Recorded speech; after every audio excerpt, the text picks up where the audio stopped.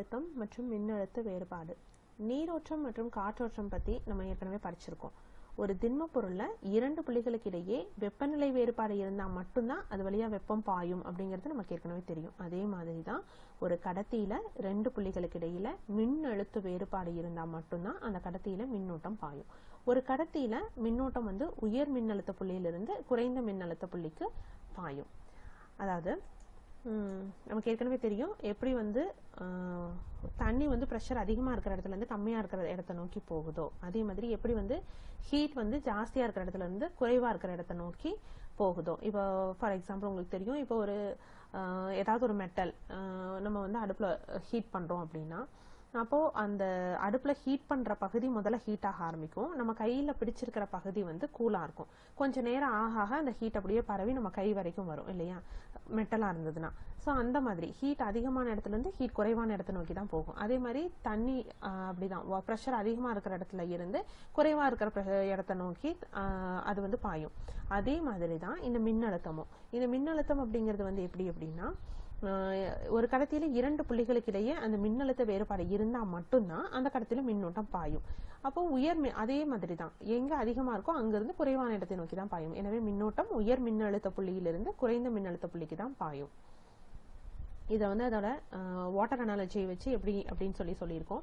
எப்படி வாட்டர்ல ப்ரெஷரோ தண்ணிக்கு எப்படி அழுத்தமோ அதே மாதிரி தான் மின்னோட்டத்துக்கு வோல்டேஜ் மின் அழுத்தம். ஸோ இதுல கரண்ட் ஃப்ளோ ஆகிற மாதிரி இதுல வாட்டர் ஃப்ளோ ஆகும். அதே தான். ஸோ ப்ரெஷர் டிஃபரன்ஸ் இருந்ததுன்னா வாட்டர் ஃப்ளோ ஆகும். அதே மாதிரி வோல்டேஜ் டிஃபரன்ஸ் இருந்தது அப்படின்னா கரண்ட் ஃப்ளோ ஆகும். ஸோ மின் அழுத்தம் அப்படின்னா என்ன? ஒரு புள்ளியில ஒரு மின் அழுத்தம் அப்படின்னா என்ன அப்படின்னா, ஓரலகு நேர் மின்னோட்டத்தை, ஒரு பாசிட்டிவ் சார்ஜ், அதை முடிவில்லா தொலைவில், ரொம்ப தொலைவில் இருந்து அது மின் விசைக்கு எதிராக அந்த புள்ளிக்கு கொண்டு வர செய்யப்படும் வேலை. நம்ம எந்த புள்ளிக்கு கொண்டு வரணும்னு நினைக்கிறோமோ அந்த புள்ளிக்கு அந்த நேர் மின்னோட்டத்தை கொண்டு வரதுக்கு நம்ம செய்கின்ற வேலை தான், அந்த மின் விசைக்கு எதிராக செய்கின்ற வேலையை தான் நம்ம என்ன சொல்றோம் அப்படின்னா மின் அழுத்தம் அப்படின்னு சொல்றோம். மின்னழுத்த வேறுபாடு அப்படின்னால இரண்டு புள்ளிகள் அல்லது இரண்டு இடத்துக்கு இடையில இருக்கிறது தான். சோ இரண்டு புள்ளிகளுக்கு இடையே உள்ள மின்னழுத்த வேறுபாடு அப்படிங்கிறது அதேதான். இப்ப இது எப்படி முடிவில்லா தொலைவுன்னு சொன்னோம் இல்லையா, அந்த மாதிரி இது இரண்டு புள்ளிகளுக்கு இடையே உள்ள மின்னழுத்த வேறுபாடு அப்படின்னா, ஒரு புள்ளியிலிருந்து இன்னொரு புள்ளிக்கு அந்த ஓரலகு நேர் மின்னோட்டத்தை மின் விளக்கு விசைக்கு எதிராக நகர்த்த செய்யப்படுகின்ற வேலை அப்படின்னு நம்ம சொல்றோம். உதாரணமா இப்ப AB அப்படின்னு ஒரு ரெண்டு பாயிண்ட் எடுத்துக்கிறோம். இந்த இரண்டு புள்ளிகளுக்கு இடையே உள்ள மின்னழுத்த வேறுபாடு அப்படின்னா என்ன அப்படின்னா, இப்ப இந்த ஏங்கிற புள்ளியிலிருந்து ஒரு பாசிட்டிவ் சார்ஜ் Qவை இந்த Bக்கு கொண்டு போறதுக்கு நம்ம எவ்வளவு வேலை செய்யணுமோ, இங்க இருக்கிற மின்விசைக்கு எதிராக அதை கொண்டு போறதுக்கு எவ்வளவு வேலை செய்யணுமோ அதைத்தான் இந்த இரண்டு புள்ளிகளுக்கு இடையே உள்ள மின்னழுத்த வேறுபாடு அப்படின்னு சொல்றோம்.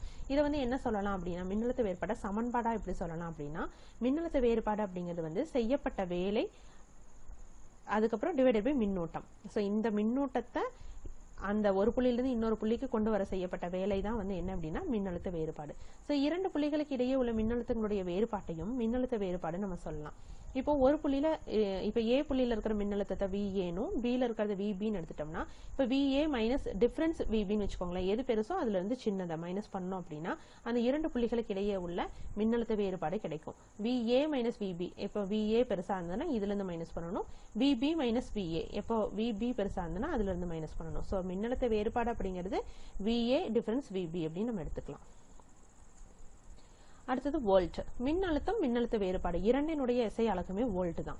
ஒரு கூலும் மின்னோட்டம், இப்ப இது நீங்க அப்படியே நம்ம எழுதிக்கலாம். மின்னழுத்த வேறுபாடு அப்படிங்கிறது என்ன சொன்னோம், வேலை டிவைடட் பை அந்த மின்னோட்டம் அப்படின்னு சொன்னோம். அப்போ வேலை ஆற்றலினுடைய அலகு, வேலை செய்யறதுக்கான அந்த ஆற்றலினுடைய அலகு ஜூல், இதனுடைய அலகு கூலும். எனவே ஒரு வோல்ட் அப்படிங்கிறது ஒரு ஜூல் பை ஒரு கூலும். ஒரு கூலும் நேர் மின்னோட்டத்தை ஒரு புள்ளியிலிருந்து இன்னொரு புள்ளிக்கு கொண்டு வரதுக்கு செய்யப்படுகின்ற வேலையோட அளவு ஒரு ஜூலா இருந்ததுன்னா அந்த இரண்டு புள்ளிகளுக்கு இடையே உள்ள மின்னழுத்த வேறுபாடு ஒரு வோல்ட்டாக இருக்கும். அதை ஈஸியா தெரிஞ்சுக்கிறதுக்கு ஒரு தீர்க்கப்பட்ட கணக்கு கொடுத்திருக்காங்க. எக்ஸாம்பிளா 10 கூலும் மின்னோட்டத்தை ஒரு மின் சுற்றுல இரண்டு புள்ளிகளுக்கு இடையே நகர்த்தருக்கு 100 ஜூல் அளவுக்கு வேலை செஞ்சிருக்கோம் அப்படின்னா அந்த ரெண்டு புள்ளிகளுக்கு இடையே உள்ள மின்னழுத்த வேறுபாடு என்னன்னு கேட்டிருக்காங்க. இப்போ மின்னோட்டம் Q கொடுத்துட்டாங்க 10 கூலும்னு, செய்யப்பட்ட வேலை கொடுத்துட்டாங்க 100 ஜூல்னு. அப்போ வோல்ட்னா அந்த W வேலை செய்யப்பட்ட வேலை டிவைடட் பை மின்னோட்டம். சோ 100/10. சோ 10 வோல்ட் அப்படிங்கிறது அந்த இரண்டு புள்ளிகளுக்கு இடையே உள்ள மின்னழுத்த வேறுபாடு.